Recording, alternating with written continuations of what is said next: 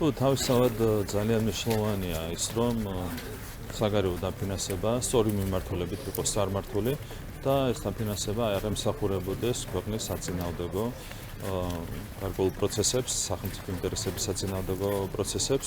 დანარჩენი ნახოთ. ჩვენ გავაგრძელებთ, რა თქმა უნდა, ინტენსიურ რეჟიმში თანამშრომლობას ყველასთან, ვინც არის დაინტერესებული ჩვენი ქვეყნის განვითარებით. ასევე როგორ შეაფასებთ იმ ფაქტს, რომ ამერიკის დემოკრატიის ეროვნული ფონდს კონგრესის მიერ გამოყოფილ ფინანსებზე ცვლილება შეისწრო? ეს ძალიან მნიშვნელოვანია ჩვენი ქვეყნისთვის. ნედის ხაზით, ამ ფონდის ხაზით ძალიან მძიმე აქტივობები ფინანსდებოდა ჩვენს ქვეყანაში. ეს იყო ანტისახელმწიფოებრივი ქმედებები. შესაბამისად, რაც ნაკლები იქნება ამ მიმართულებით წამოსული დაფინანსება, მით უკეთესი ჩვენი ქვეყნისთვის და ჩვენი სახელმწიფოსთვის.